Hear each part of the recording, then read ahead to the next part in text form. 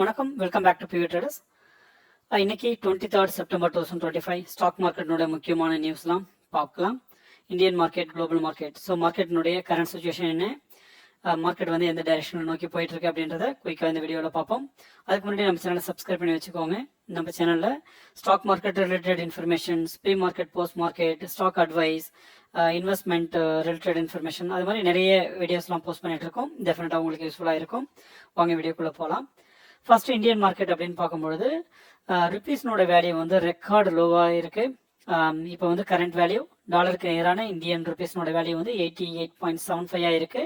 இதுக்கு என்ன காரணம் அப்படின்னு பார்த்தீங்கன்னாக்கா, யுஎஸ்னுடைய டேரிஃப் பாலிசி, அது பிறகு ரீசெண்டாக H1B விசாவினுடைய பெட்டிஷன் சார்ஜஸை வந்து ஒரு $5,000 $1 lakh கன்வெர்ட் பண்ணியிருக்காங்க.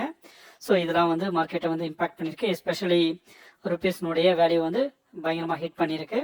ஸோ இதனால யாருக்கு லாபம் அப்படின்னு பார்த்தீங்கன்னாக்கா, எக்ஸ்போர்ட்டர்ஸ்க்கெல்லாம் லாபம், இம்போர்ட்டர்ஸ்க்கு வந்து நஷ்டம். எக்ஸ்போர்ட்டர்ஸ்க்கு ஏன் லாபம் அப்படின்னு பார்த்தீங்கன்னாக்கா, $1 வந்து 88.75 அப்படின்றது இப்போ வந்து அவங்களுக்கு அமௌண்ட் வந்து இன்க்ரீஸ் ஆயிருக்கு. இந்தியன் வேலையில் பார்க்கும்பொழுது அமௌண்ட் இன்க்ரீஸ் ஆயிருக்கு. அதனால எக்ஸ்போர்ட்டர்ஸ்க்கு வந்து இது லாபமாக இருக்கும். இம்போர்ட்டர்ஸ்க்கு வந்து அதே சமயம் $1 நிகராக 88 rupees அவங்க பே பண்ணணும் அப்படின்னும் பொழுது, ஸோ அவங்களுக்கு வந்து இம்போர்ட்டுக்கு வந்து காசு வந்து அதிகமாக பே பண்ண வேண்டியதாக இருக்கும். ஸோ அதனால அது உங்களுக்கு நஷ்டமான விஷயம்தான். அடுத்தது நியூஸ் என்ன அப்படின்னு பார்த்தீங்கன்னாக்கா, சென்செக்ஸ் அண்ட் நிஃப்டி. ஸோ இது ரெண்டுமே உங்களுக்கு தெரிஞ்சிருக்கலாம். ஸோ இது ரெண்டுமே இன்னைக்கு லோயராக தான் முடிஞ்சிருக்கு. ஸோ ஆல்மோஸ்ட் ஒரு 0.49% வரைக்கும் டிக்ளைன் ஆகி கீழே தான் வந்திருக்கு. என்ன ரீசன் அப்படின்னு பார்த்தீங்கன்னாக்கா, again H1B visa processing, market, IT மார்க்கெட்னுடைய அன்ஸ்டெபிலிட்டி. ஸோ இதெல்லாம் ஒரு காரணம். இதனால வந்து FII வந்து நெட் செல்லராக இருக்காங்க. ஸோ நிறைய செல்லிங் நடக்கிறதுனால ஸோ மார்க்கெட் வந்து கீழே வந்திருக்கு.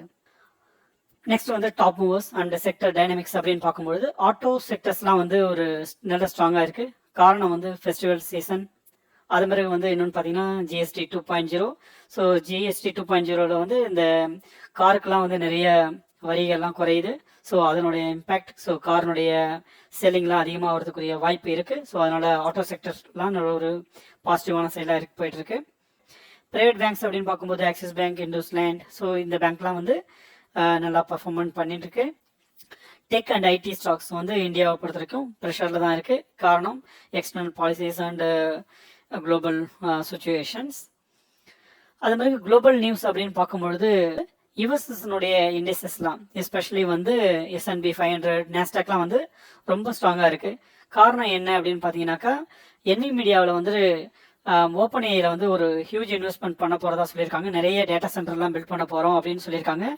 அதனால யூஎஸில் உள்ள டெக் ஸ்டாக்ஸ்லாம் வந்து ஒரு பெரிய பூஸ்டப் ஆகி ஒரு மார்க்கெட்டை வந்து ஒரு ஸ்ட்ராங்காக கொண்டு போயிட்டு இருக்கு. அதனால S&P 500, நாஸ்டாக்லாம் நல்லா ஸ்ட்ராங்காக இருக்கு.